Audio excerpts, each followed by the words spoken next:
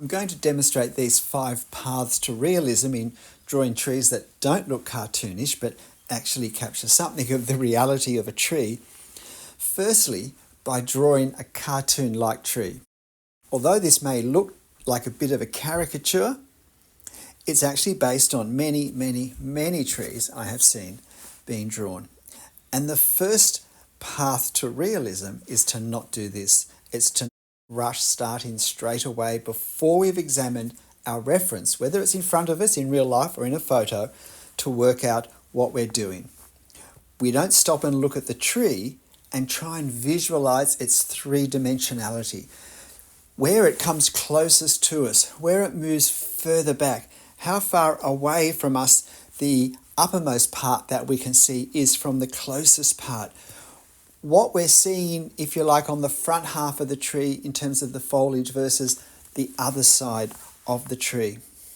So that's the first problem. We don't appreciate the three-dimensionality of what the tree actually is. And this is a problem we have with photos particularly because it can be very hard to see the three-dimensionality. What we often see is the shape of the tree. And shape is a two-dimensional emphasis, a two-dimensional presentation. It's the outline. And because we see the outline, we start often by drawing an outline edge. And when you look at the edge I've drawn, it bears very little relation to the actual edge of this tree. What I've done is I've taken a symbolic or representative wiggle line that really could represent any tree. And if I had a range of trees in this scene to draw, or even a couple, they're probably going to look very similar, even if they're substantially different in life. So not having seen the three-dimensionality, I start to do an outline which even more reinforces the two-dimensionality of what I'm drawing. And of course, cartoons are very two-dimensional. They're very flat. So the second path to realism is actually to not do this outline. And I'm going to do another demo after this that puts all these into practice in, I think, a more helpful way for a non-cartoon looking tree, a more realistic tree. Now, another mistake that's made that leads away from realism is to start drawing the trunk and the large branches too quickly. Often there's actually a straight line put at the bottom of the trunk to represent the ground. And again, this is done more from a memory rather than looking at our actual reference. We end up doing a trunk which is going to end up being too thick for the total tree. And the lowest branches, the largest branches, if they're visible, are also often too thick for the overall tree canopy. There's just not enough room from where the branches, for their thickness, disappear into the tree canopy to basically disappear, to dissipate by becoming thinner and thinner and thinner until they're just twigs at the edge of the leaf canopy. It's like they've been lopped off and heavily pruned inside the canopy. And while trees can look like this, most of them don't. Another problem in drawing that creates cartoon-looking trees is with the leaves. Leaves can be a big problem because we know how many there are, and often on a photo we can still even see them, still even make out individual leaves. And so this is disturbing because we're thinking, how can I draw all these leaves? And what often ends up happening is we develop a pattern to kind of represent the leaves. And we start in one place and we basically work all over our canopy. We work over within all the outlined edges that we've done. It's a bit like a colouring in book. And again, this is how cartoons are usually drawn, certainly animated ones, where we have an outside edge with some sort of infill. Usually it's colour, but sometimes it can be patterned in as well. Now we may do a little more of these squiggly lines where there are some darker areas, but overall it does create a very flat effect. So another problem we have here, this isn't one of the 5 ways to realism, but we've just picked up a pen. And it's a fairly heavy pen, It's a 0.3, but for the detail I'm drawing and for the size I'm drawing, it's creating a very black, very dark, inky effect. And that doesn't necessarily capture a sense of how this tree looks at this distance and in this lighting. So I'm still busily working on the leaf pattern, and even in the branches that I've done closer to the end of the canopy, to the edge of the canopy, they're still way too thick, even though they're the thinnest ones I've had. And because I've used a heavier pen than I should be using, than perhaps is most helpful for this, it creates a very inky black effect. These are the 5 paths to realism when we don't put them into practice. And we do something similar to what we've done with the tree when we try and represent the ground. Because I've put a flat line at the bottom of the tree, it's very hard to get a realistic effect now around the base of the tree because I can't really overcome that. You're watching this drawing of the tree in actual time. It took 7.5 minutes roughly to draw in real time. Now, the, I think, better, more realistic tree that I drew of this same scene that you'll see in a moment took me 23 minutes, I think it was, to draw. So you're going to watch that sped up. But I'll go through these points again, but looking at them in the positive way, simply to now see these 5 paths to realism being put into effect. So if your tree drawings are looking more like this one than the second one, that's a good indication that these are 5 points that you could really benefit, your drawing could really benefit from thinking about.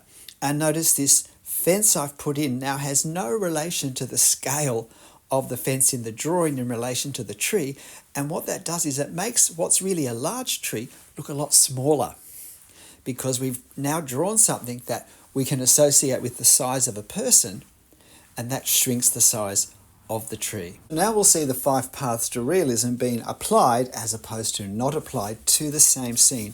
You're watching this at 4 times my drawing speed because this took, I've checked, 27 minutes to draw. So it takes longer to draw a non-cartoon looking tree. So there is a greater time commitment, but it's, I think, for a better drawing. You can use the cog icon and slow this down to half the video speed and see it at double my drawing speed if you want to pay more attention to my mark making. But obviously before I started, I studied the photo to get a full sense of the 3-dimensionality of the canopy. And you'll notice I don't start by doing an outline edge. I start by doing a series of dotted and dashed marks to indicate the section of canopy that I'm working on. Now, I'm not going to overly labour trying to exactly capture the canopy. My experience tells me that's a fairly hard thing to do, and that will probably take a 45-minute time slot rather than a half-hour one to do. So I'm approximating it, which is fine as long as I capture the feel of the tree. I still want my drawing to look like it's this sort of tree at this sort of distance in this sort of light. And so I'm still very strongly basing what I'm doing on what I see here. And you can see that I'm using a series of marks, relatively small marks, collected together, layered over the top of each other to create a certain effect, and particularly an effect of value of lights and darks. But I'm not doing my darkest hatching yet. I'm saving that till I've drawn a lot more of it. I'm really trying to do, though, enough dark hatching just to help me work out what I've drawn, where I'm up to, and what I'm yet to draw. And you'll often see me put my finger on the photo just to help me think, okay, that's what I'm looking at, and you can see me doing it now. So can I recognize the photo in the marks I've done so far, and how should I adjust? At this stage, I'm particularly trying to get the very darker areas done, and I'm leaving the lighter areas fairly light at the moment. But I will put a lot more hatching over the whole thing by the end of it, because I'm wanting to create a sense of 3 dimensions. I'm not doing a pattern. I'm trying to create the values that in life do create a sense of 3 dimensions. And that's not just how light and dark they are, but it's also the lines we use, the marks we use, and the amount of detail that we show. Now you'll see I actually haven't started drawing the trunk at all, and I've done a substantial amount of the mapping in of the canopy. That's because in my experience it's easier to get most of the canopy done first if we want to keep the size of the lower branches and the trunk in proportion. So I now start to do some of these. I realise I've not done this ideally in terms of where I'm locating these branches, but I've learnt to go thinner rather than thicker because we can always add a little extra width to the branches. We can't take it off. And so again, adjusting the thickness of the branches and trunk is something I can do later on and that I plan to do later on. So I haven't used a pattern for the leaves, and I've been trying to particularly leave white paper for where the light is hitting the canopy most strongly. And now I'm doing some all over hatching very quickly at this speed, where substantial amount of the canopy is not in direct sunlight. And so I'm really imagining this as sort of like half a ball, bit of a shaggy ball, and trying to do some overall hatching in the parts that aren't getting as much light. But I still want a great deal of relative value within it. But if we're looking at the overall tree, it's in the upper right quadrant of the sphere of the canopy where the sun is hitting most strongly. So that's what I want to have happening in my drawing. And so now with this tree, I have to end up making the trunk a little bit longer, which doesn't really worry me. And you'll notice I don't draw a straight line across the bottom. I deliberately leave it a bit loose, and I do a few marks that will represent the grassy, the long grassy band that we have running in front of it. We're not seeing up the very base of the tree. The very base of the tree is cut off by the long grass that's growing closer to us. And that's, I think, fairly important to try and capture. So you can see what I'm doing here now. And I've been careful with my branches that they don't get too thick too quickly. And in fact, I've got some quite small twigs. I have chosen a different pen. I'm using a 0.2 millimeter pen rather than a 0.3 millimeter pen. And that lets me get a finer effect, which is working better for the subtlety in the hatching, for the shading and the shadows that I want to create. So the right choice of pen for the size we're drawing, for the detail we plan to draw, is part of not ending up with a heavy ink line cartoon-like effect. And you'll notice I did that fence a lot smaller. And I don't want to draw the suburban details. I want to keep this looking like it's a totally rural scene. And so I'm now just adding a few other sort of fairly generic looking shrubs as backdrop, so to speak, for the star. Again, now final adjustments that I can make for the values to make the darkest bit darkest. And this is where I can do it now without regrets, because these are the final marks. So now I've applied these 5 pathways to realism in a positive way rather than missing them out. And I think this tree is looking far more realistic. So the question is, your trees, do they look more like the first one or more like this one? These five things to consider when we draw a tree might help you push it more towards a more realistic look if that's what you're wanting to do. Just about done now. And now we'll compare them side by side. So here we have our 2 trees. Quick recap, the 5 paths to realism. First, before we start, study our photo carefully, and particularly translating the 2-dimensionality of a photo into a sense and understanding of the 3D form of this particular canopy, and especially what parts of it are closest to us.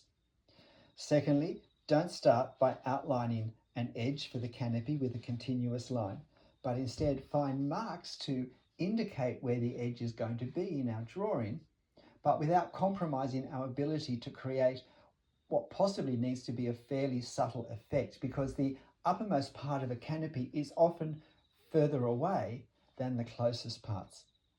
Thirdly, don't draw a pattern for the leaves. Don't substitute some sort of all-over design to represent the leaves. Instead, look at the effect of all the leaves taken as a whole at this distance with this light in, and try and find marks that capture visually the same effect that we have in our photo. Fourthly, don't rush to draw the trunk, and not even branches that we can see through the canopy. Leave them as gaps for now, because it'll be far easier to draw a tree trunk that's the right width for the size of our canopy once we see our canopy. And when we start to commit to the thickness of the branches and the trunk, go a little bit thinner than we think we might need, and then we can adjust them slightly with accuracy as we go. And the fifth one, as we get higher towards the canopy's edge, make sure that the bits of branches that we see are very thin, just a straight line, a single line if that's all it needs. Don't be tempted to make them thicker so they stand out more, which is what we've done, or what I've done in the first drawing. And it wasn't a point, but pay as much attention to the context of the tree in terms of trying to get the effect.